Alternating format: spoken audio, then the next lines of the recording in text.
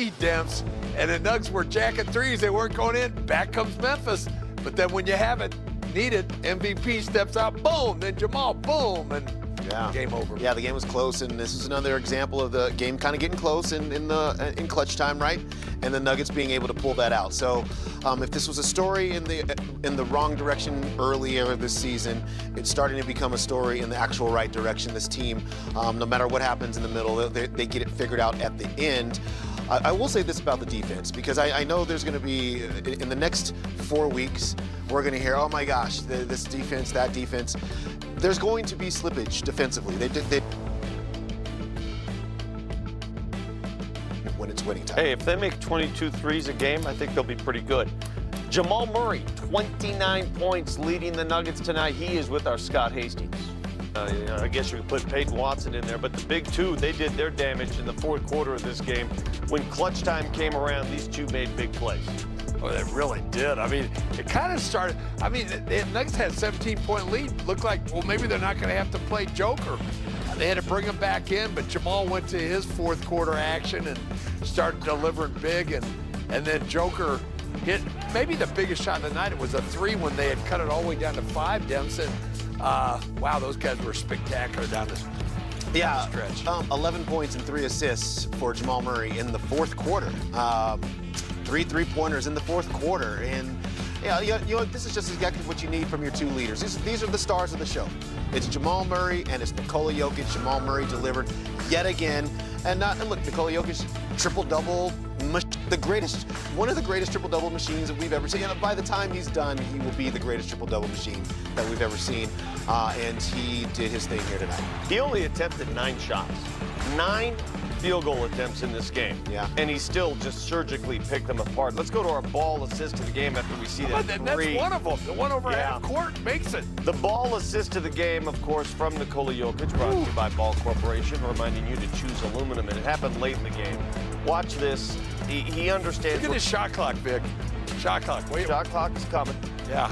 He knows where everybody is at all times. 8, 7, 6, 5. Bam. Thank you. 3 seconds. I know. And if you hear the crowd, listen to the crowd. Even the road crowd on this pass. You know, for a while I thought he lost it. No. Yeah, you hear that? Hear that? I thought he lost the ball, but he doesn't lose the ball. He doesn't. He just knows where to put the ball. You know, we talk so much about what the relationship Joker and Aaron Gordon have, but in a different way, Peyton Watson, quick cuts to the hoop or spot in a corner three. You don't ever see Peyton really shoot a three from out top, but those corner threes, because Joker's knows where he's at. You know, there are games where the Nuggets attempt 24, 25 threes, and you're like, okay. They attempted, what, 43 of them tonight. They made 22. They made more than half of them. Yeah. I know you're not a big fan of the three, but I am when they go in. Oh, yeah. When they go in, yes. The Nuggets had a stretch where they were up 17, and they kept shooting threes, and they kept missing. Well, I'd like to see one down on the block. Sometimes those threes are better when it's inside out, or Joker on the block, wheeling and dicing. Yeah, look, like that? Let's go out a little further. This was by design a little bit from the Memphis point of view. If you'll recall, I think Peyton Watson right off the top shot 3 3-pointers really fast.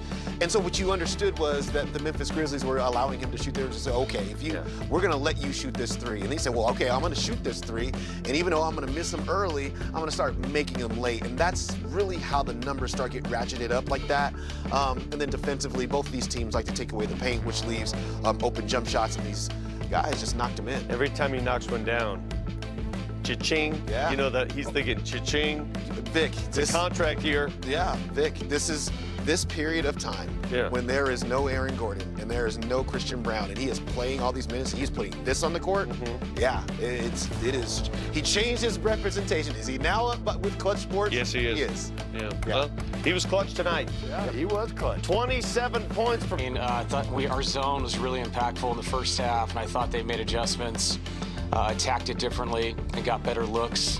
And I give their guys credit. Guys kept firing for them. I mean, they shot 47 threes. Eventually, the ball's going to go in. So, yeah, and I also had a couple, mistakes in the second half where we played great defense and we give up a loose ball, offensive rebound, throw the ball out of bounds, taking it out. Just small things that keep teams close to you. But that being said, this is a great win, great team win. A bunch of guys stepped up at key moments, different people in both halves. So really cool to see. This team's been on a crazy travel thing. Time zone this way, this time zone, this, come back, double. You got 2 or 3 days off. Yeah. Do you feel like this team is kind of a tired team and these 2 or 3 days really are coming at a perfect time? Yes, that was one of the oddest 4-game stretches I've ever been a part of in the NBA, with the back-to-back down south, then head back to Denver, and then come back down south. I can't remember anything like that. Obviously, this is different this year with the TV schedules and all those things, so really proud of the guys. We came back home in the Sacramento game we could have won. I really did see, a lot of weariness in that game. And then for the guys to bounce back tonight, pick themselves back up. They had great energy this morning, and we met, and I thought it translated to the court. Just talk a little bit about Peyton Watson. We're talking about guys stepping up. He seems to be improving rapidly.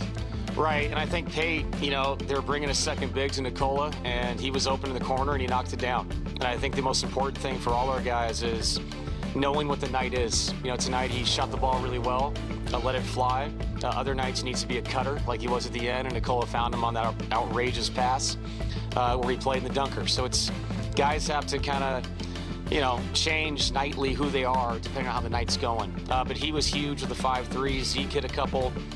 So guys spaced in the corner were really big for us tonight with the way they rotated their defense. Your bench hadn't scored a whole lot lately, but tonight they were pretty good. Yeah. I think 32 or something like that, 34 off the bench. Where are you at? Is that just going to be in flux until you get people back? Yes, it is. And I'm just trying to find guys that fit the game nightly. I am not somebody that likes to mess with rotations and all those things, but that's where we are right now. So keeping Tim and Bruce and JV coming off the bench, it allows us to have 3 veteran players, impactful players. And then nightly, it's going to be different people. It was Zeke tonight, 6 defensive rebounds, hit 2 threes. Was really good tonight, a block shot. So yeah, he did exactly what I was hoping he would do. And it's like I said, it's going to be somebody different. We've had Hunter out there the other night. Depending on the game, it could be Jalen. We got the guys up from the gold here. All those guys could be impactful as well. So all hands on deck. This is what the NBA is. Next man up. And that's what we're doing right now. I'm not saying that, you still. Yeah, I remember pregame Bill Hanzik announcing to the viewing public, "Go get some Deron Holmes minutes tonight." That went well. Saving them. Got to let them rest them off.